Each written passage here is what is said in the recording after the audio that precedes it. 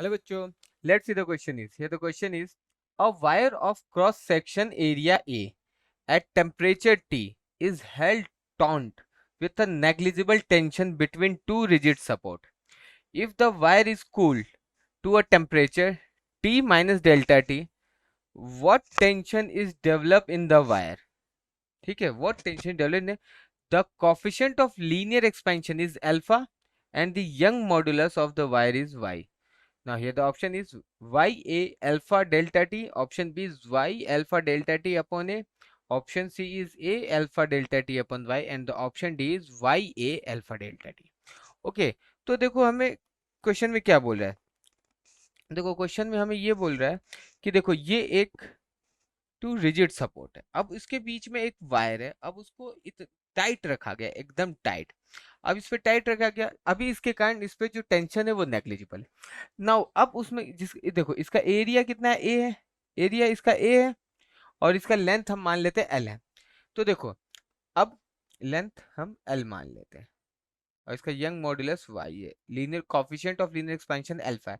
अब देखो जैसे अब मान लेते हैं इनिशियल में जब इसमें टेंशन नेग्लिजिबल था तब टेम्परेचर हमारा टी था, हमारा टेम्परेचर टी था। अब इसका टेम्परेचर हमने क्या कर दिया, डिक्रीज किया, यानी कि हमने क्या किया, इफ इसको वायर को कूल कर रहे हो, अब जैसे इसको कूल करेंगे तो क्या होगा, ये सिकुड़ने लगेगा। अब जैसे सिकुड़ने लगेगा तो यहाँ पे क्या होगा, एक यहाँ पे टेंशन लगेगी, मतलब एक फोर्स जनरेट होगा। तो ये फोर्स हमें देखना है कि इसके ऊपर कितना फोर्स लग रहा है। तो देखो फोर्स इज इक्वल टू हमारा कितना हो जाएगा, फोर्स इज इक्वल टू हो जाएगा एरिया इनटू स्ट्रेस।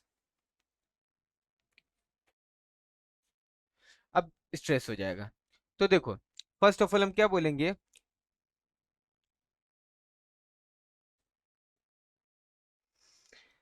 सबसे पहले हम देखो अब इसमें हम देखेंगे कि स्ट्रेन कितना है। तो स्ट्रेन इज इक्वल टू हो जाएगा हमारा change in length upon original length, और यंग मॉडुलस वाई होता है हमारा स्ट्रेस अपॉन अपॉन स्ट्रेन। तो स्ट्रेन कितना हो जाएगा, तो स्ट्रेस हम निकाल लेंगे। तो स्ट्रेस हमारा हो जाएगा y इंटू स्ट्रेन। तो F इज इक्वल टू हो जाएगा A into Y into strain. अब स्ट्रेन ये हो जाएगा हमारा इसके ऊपर फोर्स, जो कि यही इस पे जितना फोर्स होगा उतना ही टेंशन होगा, तो ये हमारा फोर्स होगा। नाउ अब देखो y यंग मॉड्यूलस हो गया, अब स्ट्रेन की वैल्यू हम लिख देंगे कि स्ट्रेन की हमारे पास कितना है।